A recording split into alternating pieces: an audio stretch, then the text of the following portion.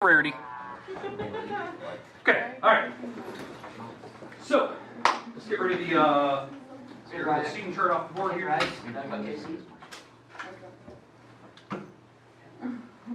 sorry.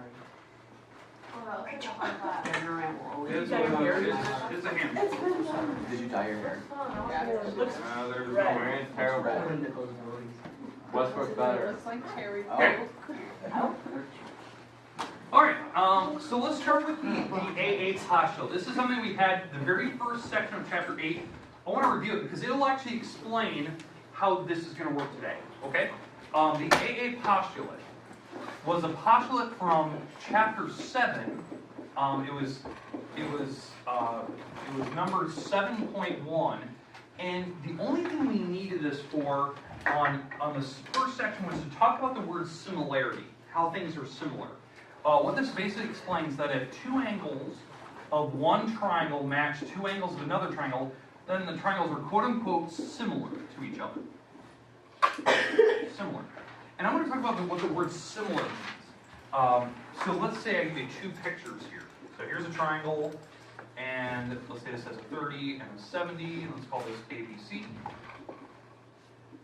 are vertices in the corner. And we have another triangle that is obviously a different triangle. Let's go, there's 30, 70, right? And DEF. Alright. Do you agree that they have two angles that they both share? Yes. Okay. The triangles are quote-unquote similar to each other. That means they're proportional. They're scales of each other. So the best way I can explain similarity, it's like a real car versus like a toy model car of the same thing. Right? The model car is obviously smaller, but everything it looks correct. You know, the tires are the right sizes compared to the whole car versus the real car. So they're like perfect scale versions of each other. That's what's happening here. Now, the symbol we use for similar is this. So if I pick that triangle, let's call that triangle ABC. That triangle is quote unquote similar to the bigger triangle, which I'm going to go DEF because letter A matches D, B matches E, and then C is the one that they don't have labeled. So it goes letter for letter. This is the symbol we use for similarity. That, if you ever see the symbol where there's no equal sign underneath it, it means the triangles are not equal to each other. They're just scales of each other. So if we knew like there was some number, maybe to get from this wall to this wall right here, because those are the walls that match visually, maybe I just had to take that number times 2. Maybe that's this wall is like, let's say this wall is 4, then that wall maybe is 8. Maybe there's some number that exists I can multiply onto that one to get those. And if that's the case, all the rest of the walls follow the same scale. So if that wall I doubled it, then the rest of the walls I'd have to double it to make that. That's how the thing works. Now it doesn't have to be a perfect number like doubling. It could be like I'm taking the thing times 1.2, and that's what gets me to that triangle. But all the walls would use the same scale. So that's what it means to be similar. Now, why bring this up? And it seems kind of weird. We need this concept that triangles actually are like, they're matching, that there's a number that exists there, because that'll explain what we're going to do today. That's going to be our new stuff, and you have to have this understanding that even if the triangle's a different size, there's still a relationship to the smaller ones, that they're the same proportions. And that's kind of what similar meant. That I could set up fractions and then Jewel Hansen, come to the office, please. Jewel Hansen. Okay. Any questions with the AA postulate? All right. Now, here's what I need. Before we move to our new stuff, you need to have a scientific calculator in front of you. So if you don't have a scientific calculator, try to go borrow one from me. I got about 10 of them. If there's none left, maybe you want to scoot closer to your neighbor and look at theirs. Okay, so you definitely need a scientific calculator in front of you today.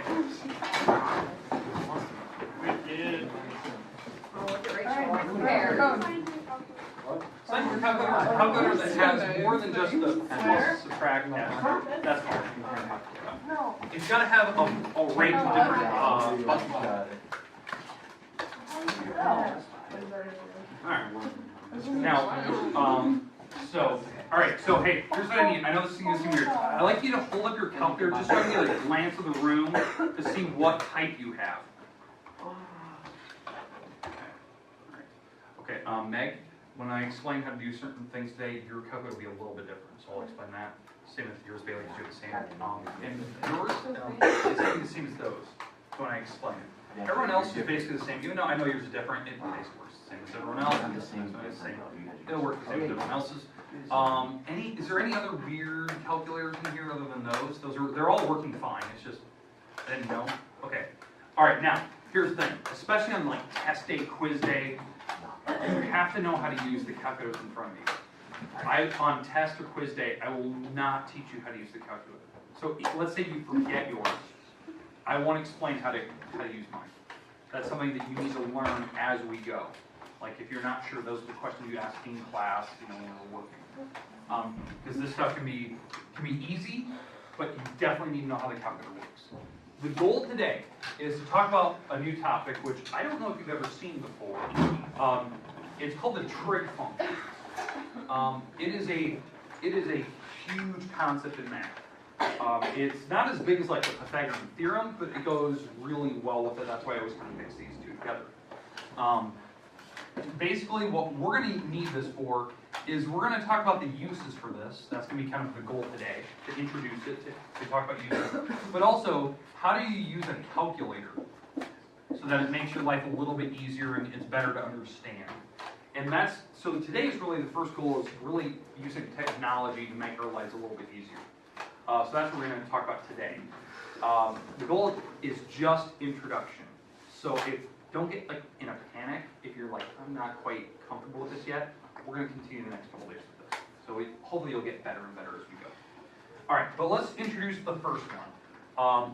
Obviously, these you're probably not comfortable with, but if you look at your calculator that's in front of you, these are the buttons you probably recognize.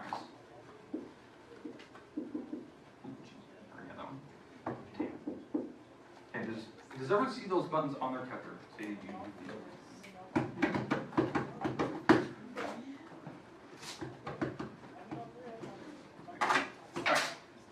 So everyone has those buttons on there somewhere? Yep. Anyone have like a weird calculator that you don't see them necessarily? No? Okay. Alright, so sine, cosine, and tangent.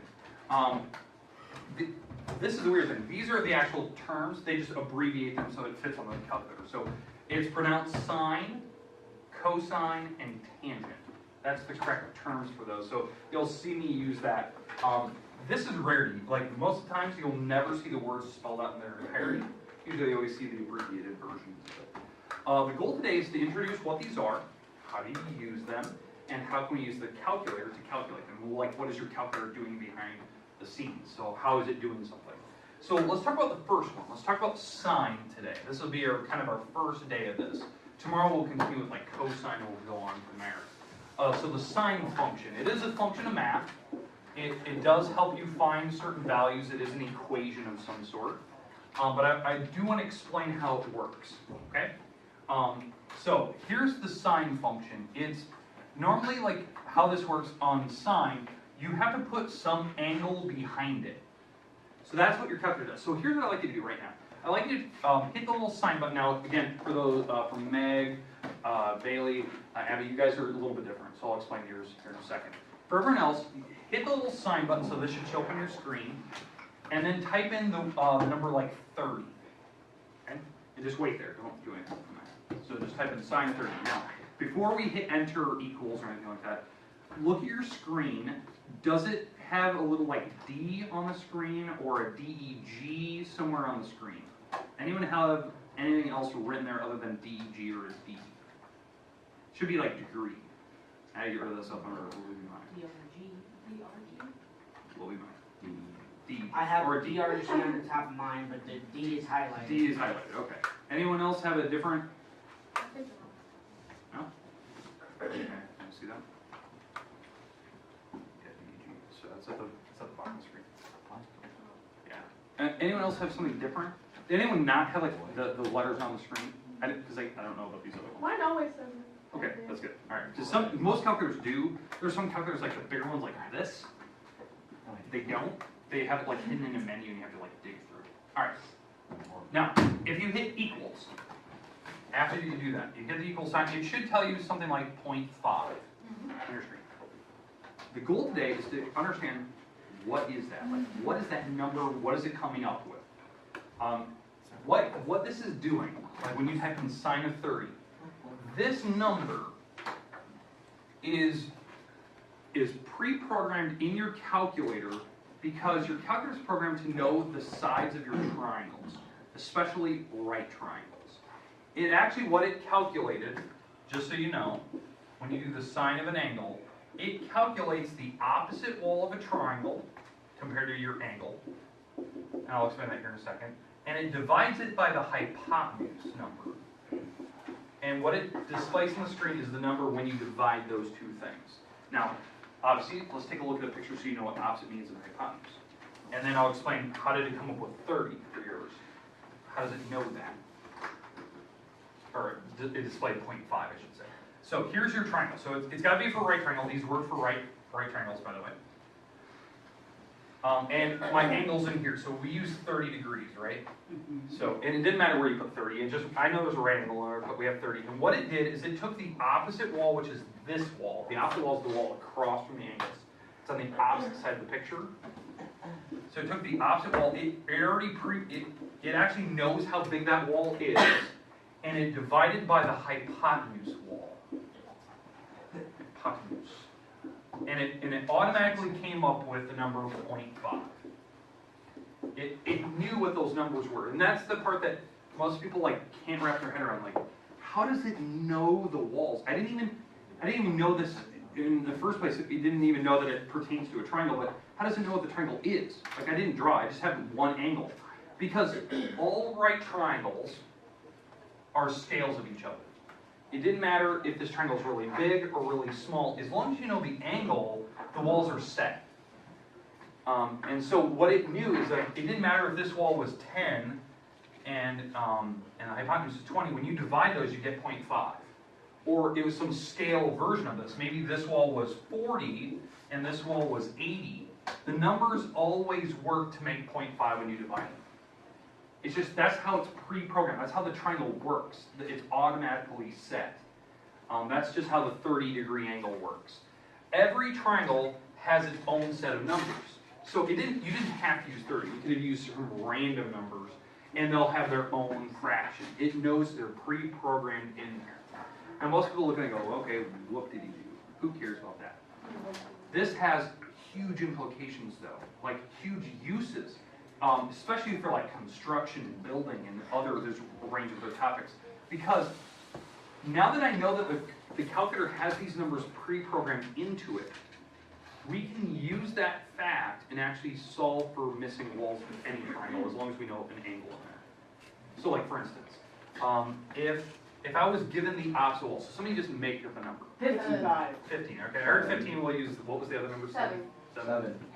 Okay, let's use 15 first, and we'll do the 7 here in a second. If I knew the opposite wall was 15, I can now find the hypotenuse. Because I know that the calculator is pre-programmed with these numbers in it. So this is how it works. This is the formula that I'm going to be using. So when we did the sine of 30, right, sine of 30, it knew that it was going to take the opposite wall. What was the opposite wall for me? 15, and it was going to divide by the hypotenuse wall. And what it'll do is we can solve for x. Now this is weird. The x is on the bottom, correct? So this is how it works. You need to get rid of the x if it's on the bottom. So we're going to do the opposite operation over here. So what is the opposite of dividing by x? Multiplying. Multiply. So we're going to multiply the x across. This is only do this if the x is on the bottom. So, and I'll show you the shortcut here in a second. So we multiply the x across. So it's being multiplied on the sine of 30. And so the x comes over, it's getting multiplied on this side over here. That is the opposite operation, inverse. That's how you solve for variables. And now, what I need to do next is get the x by itself. Well, what are they doing to the x on this side? What are they doing? They're multiplying by this. This is a number. It's a random digit in your calculator. We just typed it in a little bit ago. It told me 0.5, right? So what we're going to do is, instead of multiplying by 0.5, we're going to divide that number over. So we're going to take this number and take it to the other side and do the inverse operation. That way I get the x by itself, so it's not on the bottom of the fraction. So here's the shortcut. If the x is on the bottom, switch these two. So the sine of 30 will take its spot. Does that make sense? So now I'd like you to type that in your calculator. Now for those three ladies in here that have different, I'll show you how to type this in here in a second. Okay? So on your calculator, if you have a normal, typical one like mine, type in 15, hit the little division button, divide sign. Type in sine 30, hit equals, and what it should tell you 30. And that is that. The wall should be 30. Alright, is anyone getting something different? Is you're not giving me the right numbers? What? Yeah, 15 something. Can, alright, does it have an R in the screen or a letter D? There's a routine on the phone. What? MAT. Oh, I wonder if this is like in a different mood. I'm gonna get one right now. Oh, you got a fancy calculator. $100 calculator. $900. It's like $40 calculator. It's like a $20 calculator. What? Yeah, see yours.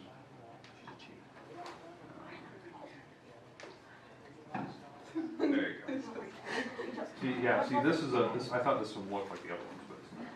All right, there you go. So if you type it in again, it's 30 now. It was in a different mode.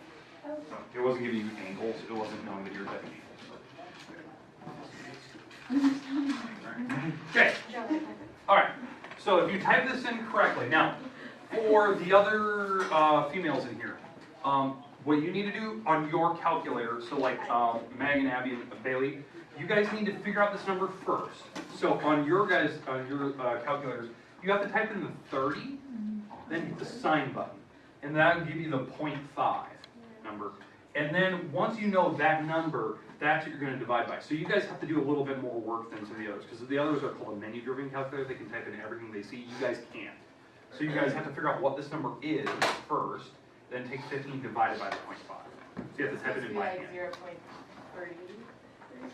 So 15 divided by 0.5 should be 30. It should just tell you 30. Type in 15 divided by 0.5. 30. Okay. So on your guys' calculator, it's not menu driven, so you have to like figure out the numbers before you start and then type it in exactly with the numbers plugged in automatically. So the problem is with your guys' calculators, you'll have to go at least 4 or 5 decimal places when you're doing these, because these will have some weird decimals sometimes. So you have to like write those numbers down and then make sure you're doing the operations with those numbers you had written. That's different than some of these other menu driven, because these, I can just type this exactly how you see it and just hit enter. You guys don't have to watch you're doing that. So it's not possible, it just takes two more steps. Okay, all right. Do you see the implication there? Now, why that was important, like why I think this warrants to talk about. Because if you're in, let's say you're in a construction class, or you're building some type of project, what we just found here is like, imagine that this is the start of the roof of your house, and you knew the angle to the top. This is called an angle of elevation, looking from like ground up. If you're at like the roof line, so maybe you're on a ladder, and you're standing here and you're looking to the top of the house, and you knew that angle. Well, and you knew how tall the roof was from where you're at. You knew like it's 10 feet up, straight up. I can tell you how long your roof line is. And why that's important is because that tells me how many shingles I need to buy. Because I know like a shingle will cover so much feet of space. So it gives me like a rough cost. So I know like, okay, I know that the roof line is 30 feet total. So now I know I need to buy maybe 25 shingles. Because maybe the shingles cover 1.2 feet or something like that. So I don't need to buy so many shingles to go up. Okay, so that's why it's actually extremely important. Now most people go, okay, yeah, fair enough. I know how to find the height, of the roof, going from the house up to the peak. But how do you know what that is? That's stupid. No one's gonna have a protractor. But you do have a smartphone. Cell phones can actually tell you angles from where you're looking. If you don't believe it, especially on an iPhone, I think Android you can download the app. Just to give you the item here, so on your phone, every iPhone always starts with this default app. Most people try to like get rid of it, they throw it in a folder. It's called the Compass app, right? It tells you where north, south, east, west is. But what most people don't know is if you actually slide it, it's a level. It actually tells you an angle that you're looking at. So, and what you do is, so if you guys stand up come around here. So we'll come to Sadie's desk. So, come here. All right, so if we're looking at the actual phone itself, and I tap the screen, it'll level out. It'll be at 0. So now, Austin, tilt the phone. Don't drop it, please, but just tilt it. Yep. It'll tell him the angle that he's tilting at. So if you hold it right at the house and you just set, so you leveled it out like on top of the ladder you're standing on, and then you turn on this app and you just leave it sit right on the shingle of your house, it tells you the pitch of the roof of the house. So you're at 30 degrees. Is that like my app? No, it's default on every iPhone. It's the compass app. I've done that before, I didn't know that's what it did though. It's a compass app. It's just in there. You just Yeah, slide I and it gives you that. So that's really handy for construction, especially if you're out working on a house project. You know the slope of the roof. You know how tall it is, how long it is, because these are easy numbers to type in. That's a 1-second calculation on a calculator. So, December. Did you just say? Oh, I know. You said December. Yeah, okay, we live right next to each other. 19. All right. Yeah. All right, hey, go sit. Oh. Like 35. You need to grow. My dad's 55. Are you okay, Rachel? My parents are 51. Have you been drinking? They're young. All right. Now, hey, so, now, this is why I like this stuff. It's an easy calculation, huge implications. Now, you don't have to do it for roofs and construction. This could be just a little project you do in the corner of your backyard. Maybe you're making like a little, maybe a little playground area for your kids, or maybe you're making like a little sand pit, or maybe you're making a garden that's a triangle shape. I can tell you how long the walls are. You can walk this off. You know, you want to go from this corner of your house to this corner of like where the tree line is. I can tell you how big that area needs to be now, because these are simple calculations we can do. Now, the shortcut is that I want you to know is the X is on the bottom. You just switch the two numbers. So the X will go over here, the sine of 30 goes on the bottom, and you just type it in how you see it. That's usually the case. We usually when we want to find the hypotenuse. But let's say we knew the hypotenuse number. Now, what was that other number somebody said? 7. Okay, so let's say 7. So let's say this number is 7 here, and let's say that's 7 feet. And so that's my hypotenuse. Maybe that's a ladder you have resting up against the house, a really kind of short ladder, 7 feet. And you want to know how far is that ladder off the ground if you were to fall off of it. Okay? So how far are you off the ground? We can do the same calculation. This is the opposite wall. This is the hypotenuse. We can plug it in the same formula, that formula right there. And we're just going to use the same angle, so sine of 30. We'll pick a different angle here in a minute. But sine of 30, and I use the opposite wall, because the opposite goes on the top, so the opposite is x. The hypotenuse is the 7 feet. And now we're going to solve for x. Now, x is on the top, so I don't need to do that weird switch thing. All I need to do is get rid of the 7. How do I get rid of 7? Multiply it. So 7 times the sine of 30. And that'll give me my x. So type that in your calculator. Now, if you're one of the females in here that has the weird calculator, you type it in backwards. So instead of typing 7 sine 30, the ladies in here, type in 30, hit the sine button, take it times 7. Everyone else, just type it exactly how you see it right on my bookmark board here. Hit enter. It should automatically fire up your number. Your number should be like 3.5. That's cool. Okay?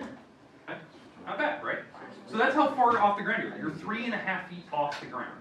Did you break an arm or something? It just depends on how you fall. So, depends on how you brace yourself. So, I would say 3.5 feet, you'll probably be fine, but any more than that. They usually say, like, if you're over the height of yourself standing, you'll break something. That's usually how it works. Yeah. If you're 5'11" and you drop a fall that's more than 5'11", you'll break something potentially. So it's good if you're tall. It's good if you're tall, because you're able to brace that fall better than somebody who's shorter. I'm 5'11". So that's like a rule. I don't know if that works. That's not the same for everybody, so don't trust that. It just depends on your weight, depends on how limber you are. All right. Now, any questions with that? I like this. I think this is kind of fun. It's different. You get to use a calculator. It's an easy thing to remember. Now, the hardest part about this, because obviously we have 3 that we're going to learn, is remembering the formula. Like, God, I got to remember the opposite of hypotenuse, and then the other one we're going to learn tomorrow will have a different formula. I have a little acronym that you can remember. So here's a little acronym I'd like you to write down. This is something I put on every, I put this on the top of my test if I was in high school. I put this on the top of my notes when I was doing the homework. It's just something that, it's just this little easy acronym. So here's the acronym I would like you to write down. SOHCAHTOA. SOHCAHTOA. It's a little acronym. It will help you memorize the formulas that you need for this stuff. And it's super easy. I'll explain it here in a minute. I'll explain what each of these letters are because I have terrible time, so I'll explain it here in a second. The capital letters are there on purpose, so. Oh. So, Yeah.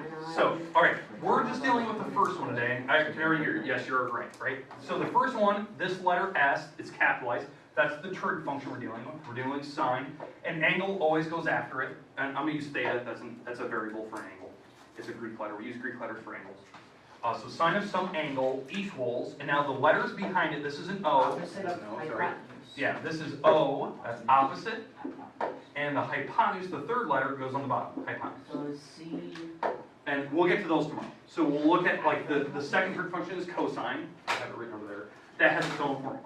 And that'll be the same rules. The second letter goes on the top, the third letter goes on the bottom. And then the same with tangent. Tangent has its own formula. So this little acronym, I know it's easy, SOHCAHTOA. It's easy to remember, but that's the formula, and that helps you remember it. So on a test, it's the first thing I write down before my name. Like, I write it right on top of my test so I don't forget it. Now, there's one last thing I want to talk about, is what happens when you're missing the angle. So far we've done it when we've done it when we're missing the opposite, when we're missing the hypotenuse. But what happens when you're missing the angle? Now we've got to learn something else in your calculus. Alright, so here's my triangle.